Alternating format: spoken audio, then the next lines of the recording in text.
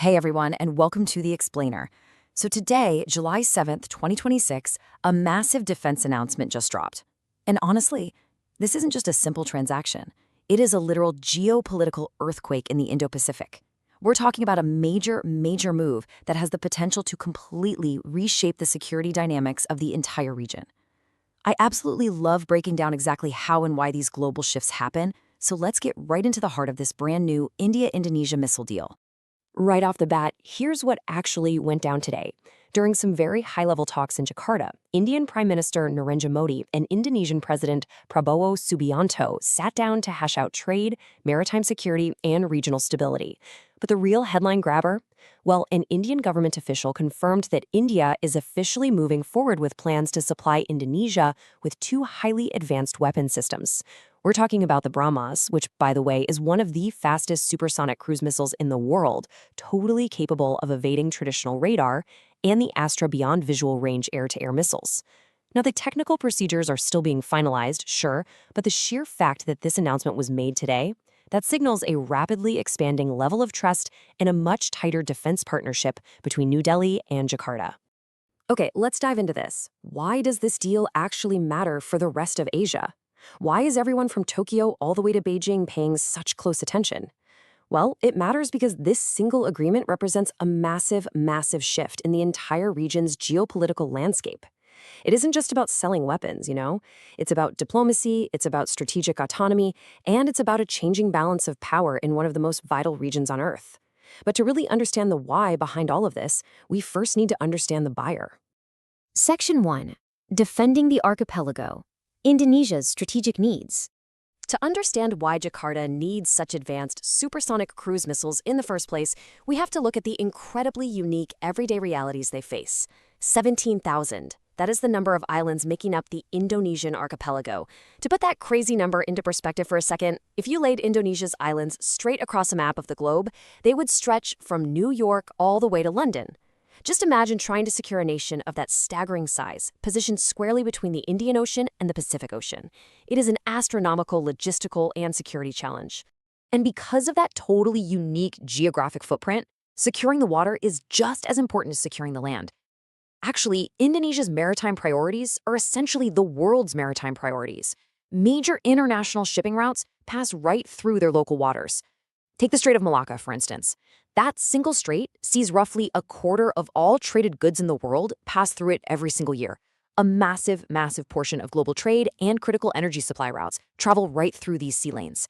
So for Indonesia, maintaining maritime security isn't just a military goal, it is an absolute top national priority just to ensure their own economic survival. Adding to the pressure of protecting all those global trade routes are the very real security challenges in the South China Sea. Over the last decade or so, the Indo-Pacific has become incredibly competitive. One of the biggest flashpoints involves overlapping territorial claims in the South China Sea.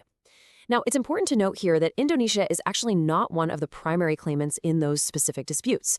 However, they have had to consistently strengthen security around their own Natuna Islands.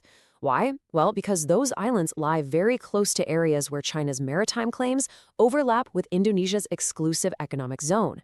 So the really crucial point here is how Indonesia chooses to handle these intense pressures. Their modernization strategy is, frankly, fascinating.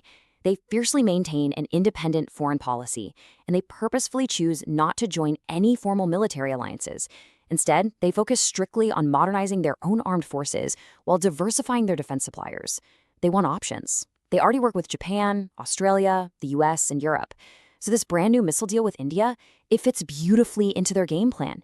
It gives them top-tier defense capabilities while totally preserving their strategic autonomy. Section 2. Make in India, the supplier's evolution. Now, what's really interesting about this next part is we know why Indonesia's buying, but how did India actually evolve to become the country supplying these highly advanced systems? Because for a lot of years, India was actually one of the world's biggest buyers of military equipment, relying super heavily on imports. But today, the picture is completely flipped. Through massive government initiatives like Make in India and Atmanirbhar Bharat, New Delhi has heavily invested in domestic defense manufacturing over the past decade.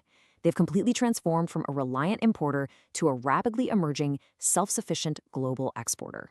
We're talking about incredibly advanced, globally competitive tech being produced domestically today. We've got the BrahMos and Astra missiles, heavy artillery systems, naval platforms, modern drones, and incredibly complex radar and electronic warfare equipment. These aren't just budget alternatives, right? These are top-tier systems drawing immense global interest. And every time India successfully exports this technology, it creates skilled jobs at home, supports technological innovation, and really builds up their domestic economy. And this Indonesia deal, it is absolutely not a one-off event. It's part of a much larger, highly successful trend. India has already been rapidly expanding its defense exports and cooperation with places like the Philippines and Vietnam and Southeast Asia, Armenia and Eurasia, and various nations all across Africa and the Middle East. Stepping in to supply Indonesia just further cements India's credibility in the international defense market as a highly reliable, top-tier strategic partner. Section 3. The Global Arena. The Indo-Pacific Balance. But, this isn't just about selling weapons. To truly grasp the weight of today's news, we need to zoom out to the macro level of the entire Indo-Pacific region. Both India and Indonesia share a really unified strategic vision, a free, open, inclusive, and rules-based Indo-Pacific. But what does that actually mean in practice? Well, it emphasizes complete freedom of navigation, a deep respect for international law, and, importantly, the peaceful resolution of any disputes. Indonesia has consistently supported regional stability through ASEAN-led diplomacy, and India champions this exact same vision. This new defense agreement is essentially built right on top of a foundation of these shared peaceful priorities for the region's waters. However, we definitely have to acknowledge the evolving regional dynamics. Over the past decade, China has expanded its military and infrastructure presence across parts of the South China Sea. Now, notably, neither India nor Indonesia has stated this missile deal is directed at any specific country. Actually, it's really just a natural response to a changing environment where regional nations feel a pressing need to modernize their defense capabilities and push for diversified suppliers. For a nation like Indonesia, having multiple suppliers preserves their national sovereignty. And for India, providing these defense systems really reinforces its growing influence and role as a stabilizing force across the Indo-Pacific. So what you should ultimately take away from all this is that today's announcement is so much more than a flashy defense headline. It's a brand new chapter in India-Indonesia relations. This deal beautifully aligns Indonesia's efforts to modernize its armed forces and protect its vast archipelago with India's own transformation into an emerging global defense exporter. It's a mutually beneficial agreement that hits the nail on the head, satisfying the strategic needs of both nations seamlessly. I want to end our explainer today with a slightly provocative question for you to chew on. How will strategic partnerships, not just rigid formal military alliances, reshape the balance of influence in the Indo-Pacific? As this BrahMos and Astra missile agreement progresses, the entire world is going to be watching closely to see how flexible, strategic cooperation starts replacing those old rigid alliances. Thank you so much to all of you focused learners for joining me today. Stay curious, keep analyzing the data, and I'll catch you in the next explainer.